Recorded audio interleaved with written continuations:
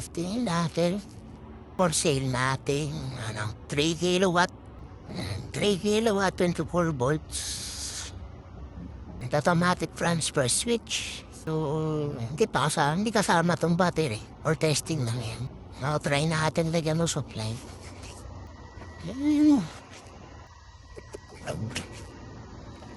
May supply na siya. AC. Natin si battery. Nako, inverter. Inverter at connection na lang sa AC. So, walang natin silang dalawa. Magkakapalat. Then, put natin solar. Nalipat siya. Tayo solar. Priority natin sa solar. Yan. Priority. Solar priority yan. Tapos sa kanan panel. Ito sa labas. Silky devices. DC. Alam nyo. 20 watts. Walang ban. Hindi ba natin siya rin open. Okay? We're testing lang muna. So, kunyari, nawala siya, kunyari, nalobat or something. O kaya namatay ito.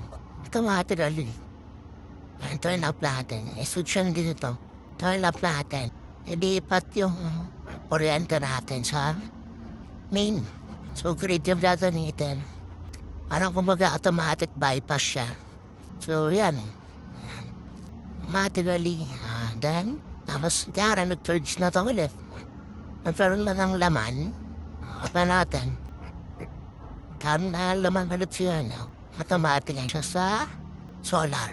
So, yan lang. Yan lang ang setup na itong hybrid natin. So, yan. Sa mga gusto magpa-setup, lang kayo sa akin. PM lang. Yan. Ganyan yung aparato natin na i-release. May hybrid. May setup din tayo ng grid tie. Grid tie setup. Hybrid. Tsaka yung may baterya lang. So, ito, for demo lang yan. Para lang mapa-under natin. So, yan. Automatically naman.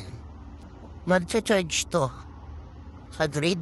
If ever na hindi kinayang supplyan ng solar. Ayan, automatic siya. Dilipat sa grid. Pag hindi kaya ni solar, dilipat na solar pag kaya niya na yung mga supply niyo. At least 3 kilowatt. Tried and tested yan. Pero pure rated. So, pure rated siya. Tama-tama lang. So, yun lang. PM na lang. Tapos, pero pag meron kayong mga gustong tesa, nag-DIY kayo, chat nyo lang ako. Baka meron ako. Yan. Meron tayo iba pang setup. Ito setup din tayo ng mga mali. So, yun. In case, pakita ko na rin sa inyo yung solar na yung bahay ko. Open natin. Yan, yung ito yung isa sa mga panels. Maraming panels dun. Ako sa bus. Okay? Dito na lang. Again, ito yung solar aparato natin. Hybrid, automatic transfer switch.